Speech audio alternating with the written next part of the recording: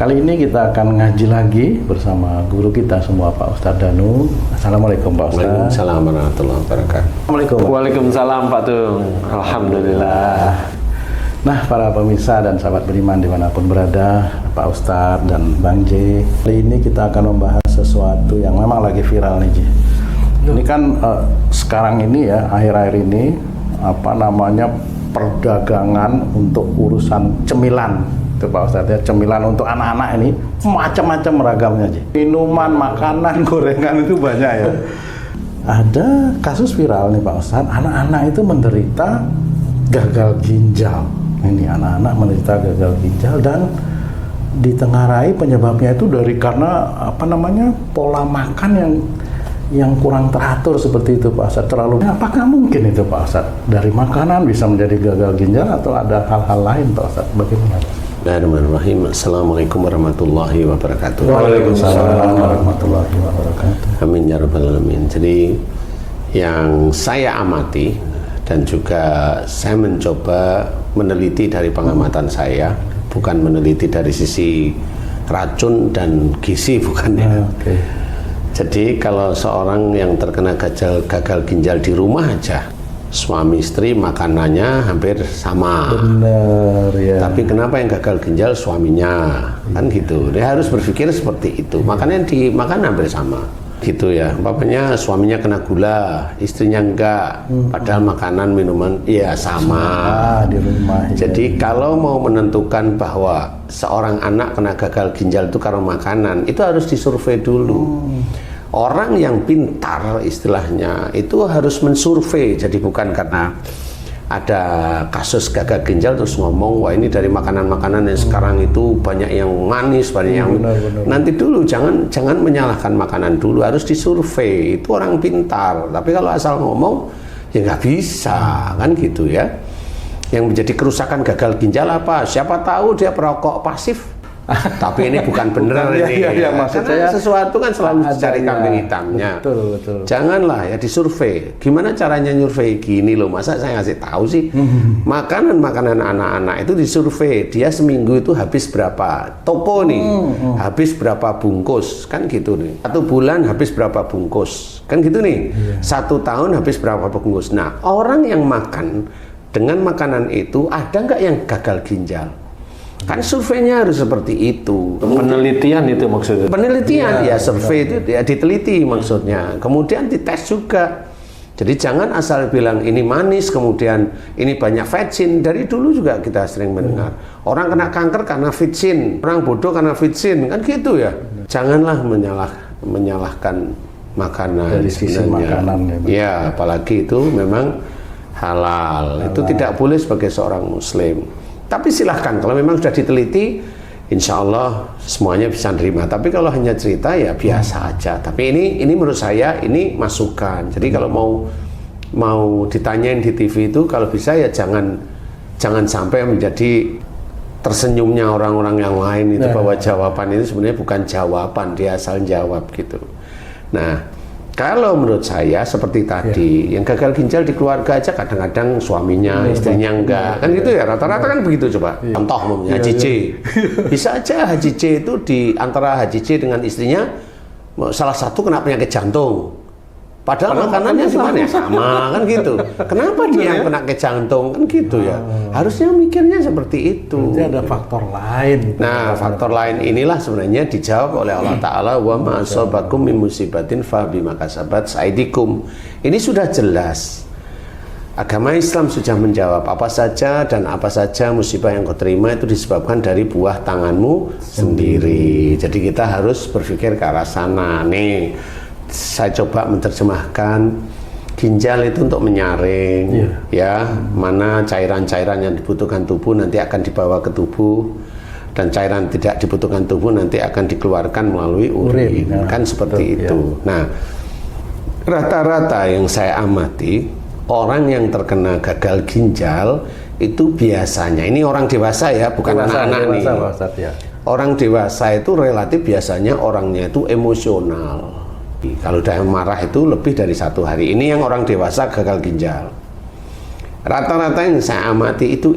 Jadi orang yang kena gagal ginjal emosionalnya itu tinggi, dan kalau emosional itu disimpan lebih dari 1 hari. Mau marah sekarang itu besok itu masih, walaupun tidur satu rumah masih unyang-unyang, nggak mau ngomong kayak gitu. Itu kan kelihatan Marah disimpan. marah yang disimpan itu sendiri. Dan kalau ada ginjal itu persoalannya di dalam keluarga saja, jadi antara suami dengan istri, antara anak dengan orang tua, seperti itu. Jadi insya Allah kalau ada anak, bukan anak, ada remaja yang umurnya 20, lepas akil balik dia gagal ginjal, ringan kok sebenarnya.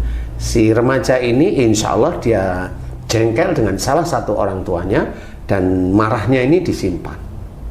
Nanti tanyain bener, kamu marah sama siapa? Ibu. Kenapa kamu marah sama ini? Nanti cerita dia. Nah, di titik inilah persoalan, insya Allah munculnya persoalan gagal ginjal, insya Allah dari situ. Kenapa? Karena beberapa kali saya memberikan nasihat, saya memberikan ini, alhamdulillah ginjalnya mulai berangsur-angsur membaik.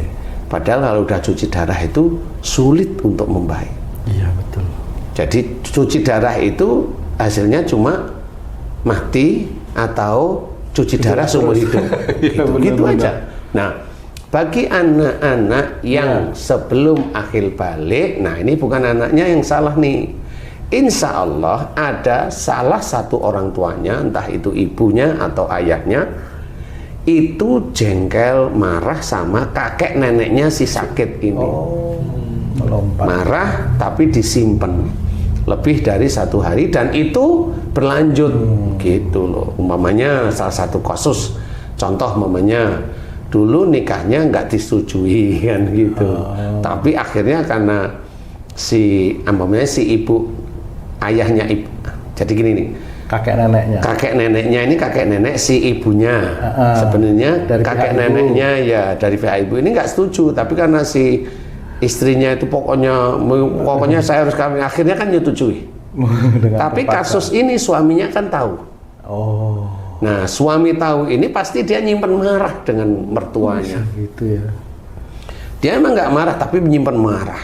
Kenapa aku nggak setuju, padahal marah aja dia setiap hari. Nah, suatu ketika kalau dia punya bayi, punya ini, benar keluar bayi atau umur beberapa tahun belum akil balik, rusaklah fungsi ginjal tersebut. Nah, insya Allah itu disebabkan karena salah satu orang tua si adik ini menyimpan marah dengan orang tua atau mertua. Hanya itu sebenarnya, insya Allah. Dan kalau orang tuanya mengerti apa yang dikatakan oleh Allah Ta'ala bahwa dan apa saja musibah yang kita terima itu disebabkan dari buah tangan kita sendiri. Kenapa anaknya itu gagal ginjal? Harus difikirkan bahwa Allah tidak berbuat zalim kepada anaknya. Itu harus nomor 1 difikirkan begitu. Jangan merasa orang tuanya juga merasa benar sehingga anak ini sakit, ya Allah mentakdirkan begini. Ya memang mentakdirkan, tetapi inilah ujian yang bentukannya musibah. Agar si orang tua itu berkaca pada dirinya sendiri, ada emosi marah yang belum diselesaikan. Jadi bisa aja ayahnya atau ibunya itu belum meminta maaf tulus kepada orang tuanya atau kakek neneknya atau mertuanya, tulus dan minta maafnya untuk kasus gagal ginjal itu nggak bisa sekali, 2 kali, 10 kali.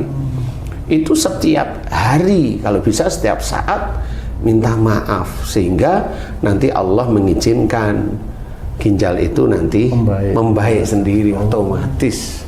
Insya Allah kalau sering saya tangani seperti itu. Jadi kalau kasus makanan selama ini enggak. Tapi monggo kalau memang ada teman-teman yang lain bahwa kasus makanan itu dianggap menjadi apa namanya rujukan penyebab ya monggo aja sih. Tapi kan harus seperti itu, diteliti dulu kan, seperti nggak bisa hantem kromo terus ya kan lucu gitu loh. Jadi kan lucu. Jadi kalau lo kan anak kecil itu kan anak kecil kan bukan anak kecil itu kan rentan. Lo anak kecil yang makan seperti itu banyak kok kan gitu. Banyak yang makan seperti itu. Jadi menurut saya kalau itu sudah masuk ke BPOM kemudian diizinkan ya sudah, insya Allah itu untuk tubuh insya Allah aman lah. Yang tidak aman itu kan marah. Karena banyak orang, banyak manusia itu yang kalau dia marah itu merupakan bukan dosa. Dan banyak orang Islam yang marah itu bukan dosa. Padahal sudah diceritakan. Memang ceritanya marah itu bukan dosa. La taghdab walakal jannah. Jangan marah bagimu surga. Kan jelas itu. Kan bukan marah itu dosa. Enggak. Tapi kan jelas. Jangan marah bagimu surga. Lah kalau marah berarti masuk neraka. Lah orang masuk neraka itu karena apa? Ya karena dosa sebenarnya. Itu kok sulit sih menganalisa. Sebenarnya itu diberikan aja kepada orang-orang Islam atau orang yang benar-benar mau mengerjakan perintah-perintah Allah. Itu nanti akan terselesaikan masalah penyakitnya dia sendiri atau penyakit keluarganya. Insya Allah terselesaikan. Karena banyak orang yang kena autoimun, alhamdulillah diizinkan oleh Allah Ta'ala sembuh setelah diberi nasihat, minta maaf sama orang tua, minta maaf nggak cuma sekali dua kali, setiap hari, kalau bisa setiap habis sholat minta maaf sama orang tua. Alhamdulillah diberi sembuhan sama Allah Ta'ala. Saya bisa cerita, ada pasien saya yang kebakar kulit tubuhnya. Waktu ketemu dengan saya, waktu itu ya insya Allah. Jadi beliau itu ada di luar dan nggak pakai baju, hanya ditutup kain aja, karena nggak bisa dipakein baju. Dokter bilang autoimun, ya memang itu autoimun. Tapi kenapa itu melepuh semua seluruh tubuhnya? Kalau autoimun udah pusing aja, dan udah yang penting minum obat ini begitu. Kalau saya enggak, saya harus menganalisa kenapa ini bisa melepuh. Melepuh itu pasti ada panas. Panas itu diawali dari emosi dan marah. Nah, dengan umur yang belum 45 berarti ini sering marah dengan orang tua. Saya tanya sama beliau, apakah dulu Mas itu sering menyimpan marah dengan ibu atau bapak? Dia jawab iya. Dengan siapa? Jawab ibu. Dijawab langsung dengan ibu saya. Maukah nanti Mas minta maaf sama ibu? Insya Allah mau. Serius. Kenapa marah sama ibu? Ceritalah begini. Karena dia dibedain, karena dia bilang, akhirnya kan marah tersimpan. Itu aja bisa menjadikan melepuh. Setelah beliau itu minta maaf dengan orang tuanya, khususnya dengan ibunya, ketemu lagi dengan saya, sudah mulai melepuhnya hilang semua, udah bisa pakai baju. Yang dulunya pakai video call, beliau di pulau jauh, datang ke Jakarta untuk bisa silaturahim, kemudian bisa dibantu doa lagi, kan seperti itu. Sangat banyak, makanya harus dipahami bahwa menyalahkan makanan-makanan yang halal itu tidak boleh. Itu sama istilahnya mencederai hadis bahwa menghina, menghujat makanan, mengatakan tidak baik tentang makanan itu memang suatu kesalahan. Ustadz, kalau ada anak marah sama orang tua atau suami istri marah, kemudian kan nggak setiap hari selama hidupnya dia marah, Ustaz. Marah, baik lagi, bersenda gurau lagi, kadang marah lagi. Nah, yang marah ini apakah tertutup dosanya setelah dia baikan lagi tanpa dia harus minta maaf, Ustaz? Saya kasih analogi gampang sih. Haji kena tilang. Kena tilang sekali. Kartu tilangnya ada. Ketilang lagi 2 kali. Ketilang lagi 3 kali. Setahun ketilang ada 10 kali. Bayarnya sekali atau 10 kali? 10 kali lah. 10 kali ya. Kalau pada saat marah kemudian baikan, marah baikan, persoalan itu bukan hilang. Marah itu dosa. Kalau dosa itu tidak dimohonkan kepada Allah Ta'ala ampunan, bisa hilang apa enggak? Kalau tilang itu yang pertama itu nggak dibayar, emang hilang? Dan ketilang yang kedua itu hilang nggak? Kan tetap nambah tetepan. Sama nggak seperti itu? Jadi analoginya itu gampang seperti itu. Makanya kalau saya itu bercerita, kalau umpamanya dosa itu dianggap itu perjalanan dari Jakarta menuju Surabaya, itu ditempuh berapa jam? Anggap aja 12 jam atau 15 jam namanya ya, naik kendaraan. Bisa nggak pulangnya nanti dari Surabaya ke Jakarta itu 1 detik itu bisa nggak kira-kira? Dengan kendaraan yang sama ya? Dengan kendaraan yang sama. Jamnya itu lah. Kan gitu Ji. Jadi orang itu, khususnya orang-orang Islam itu harusnya berpikir agar dia paham dosa yang dia kerjakan itu apa saja. Karena pada saat dia melakukan dosa itu mirip seperti perjalanan. Berapa jam dia tempuh, berapa jam, berapa hari dia tempuh, berapa tahun dia tempuh. Nah, minta ampunnya kepada Allah, ya sama. Berapa tahun dia mohon ampun kepada Allah Ta'ala. Jangan berlindung pada Allah kan Maha Pengampun. Lah iya. Akan mohon ampun sekali kan bisa. Monggo kalau memang itu yang diyakini. Kalau menurut saya ya monggo aja. Nanti kan taunya setelah nanti di akhirat. Allah Maha Pengampun itu sebenarnya adalah kalau mohon ampun beneran, tidak diulang, ya diampuni. Tapi kalau dosanya banyak, lah kan ya mohon ampunnya terus-terusan. Allah juga Maha Adil. Iya, gak Maha Adil. Jadi dihitungnya juga sesuai perjalanan gitu. dosanya. Astagfirullah. Sama seperti itu. Jadi harusnya itu real menurut saya, itu real. Jadi jangan menganggap Allah Maha Pengampun itu terus hilang gitu. Tidak real. Wong makan itu pagi, siang aja minta makan, sore makan lagi, kalau bisa malah makan lagi kan gitu. Itu baru makan itu. Besok aja makan lagi. Iya. Kenapa enggak makan sekali untuk sampai 10 tahun kan?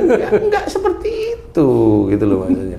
Jadi orang, khususnya orang Islam itu jarang bisa berpikir bahwa Allah Maha Pengampun itu dikira minta ampunan sekali selesai. Enggak bisa. Makanya ada orang yang senantiasa dia berdosa, marah, yang disimpan itu berkali-kali, akhirnya dimunculkan oleh Allah Ta'ala, yaitu penyakitnya gagal ginjal. Iya, itu salah satunya itu. Paling tidak boyoknya dulu itu sakit, yang seringnya seperti itu. Tapi kalau memang punya anak kecil, Allah itu ya Maha mengetahui. Kalau dia dikasih yang orang tuanya gagal ginjal, dia nggak peduli biasanya. Langsung aja ke rumah sakit. Bener. Ya boleh, nggak ada masalah.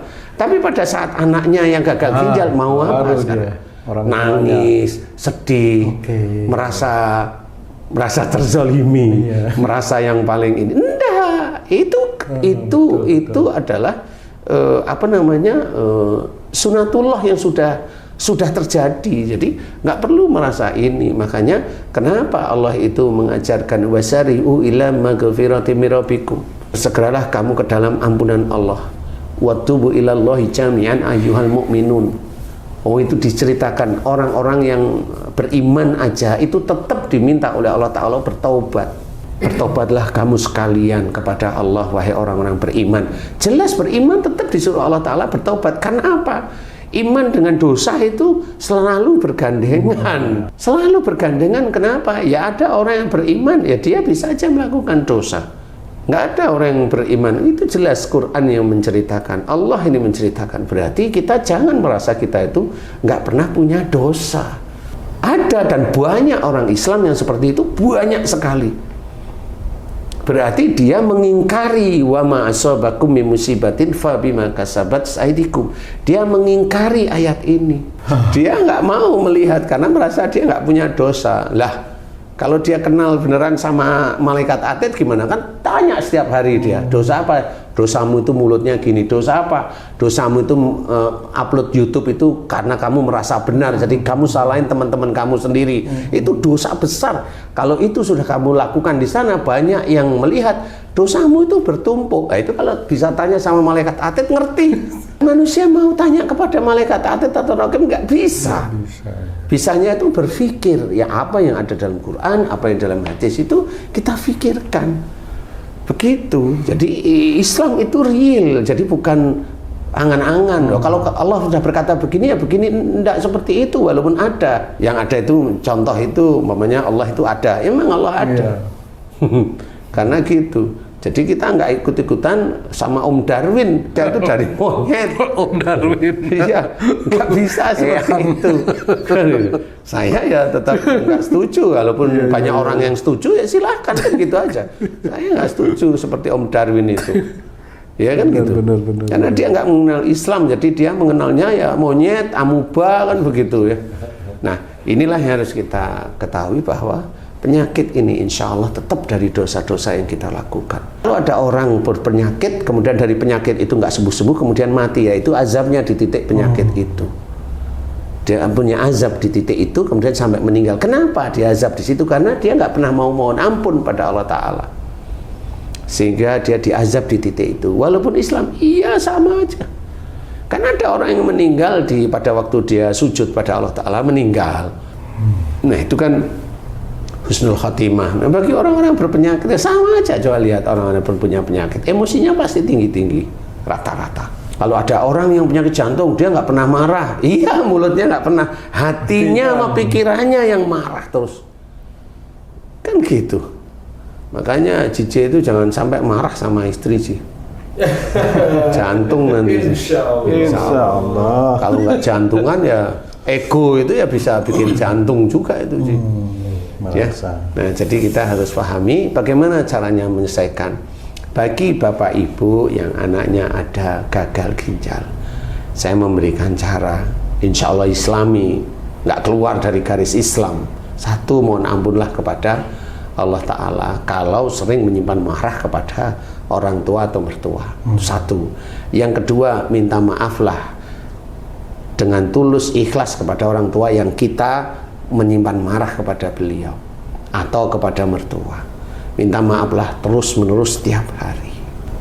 Dan boleh diucapkan, ya, mah, pah, jika anak saya terkena gagal ginjal, insya Allah disebabkan karena seringnya saya menyimpan marah kepada papa, kepada mama.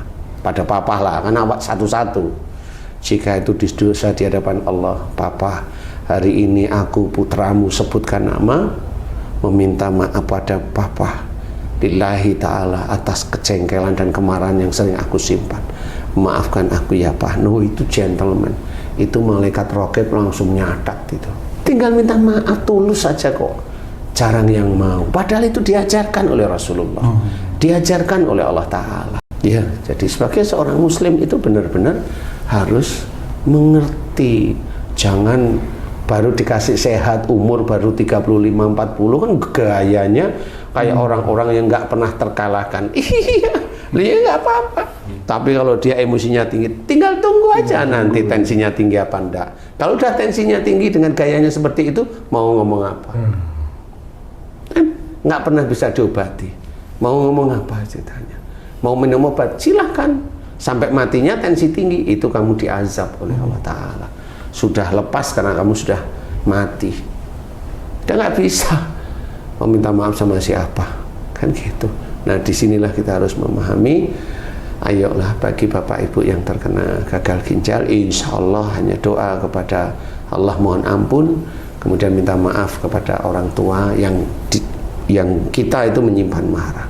Minta maaflah dengan tulus setiap hari atau setiap kali habis sholat. Mudah-mudahan doa kita itu diijabah oleh Allah Ta'ala sehingga anak-anaknya diberi kesembuhan. Amin. Insya Allah seperti itu. Wallahu a'lam. Alhamdulillah. Terima kasih banyak Pak Ustadz penjelasannya. Terima kasih Haji. Mudah-mudahan tayangan kali ini bisa bermanfaat untuk meningkatkan keimanan dan ketakwaan kita kepada Allah Subhanahu wa Ta'ala. Amin ya rabbal alamin. Saya Tung pamit diri, sampai jumpa di video kami yang lain. Wassalamualaikum warahmatullahi wabarakatuh. Waalaikumsalam warahmatullahi wabarakatuh.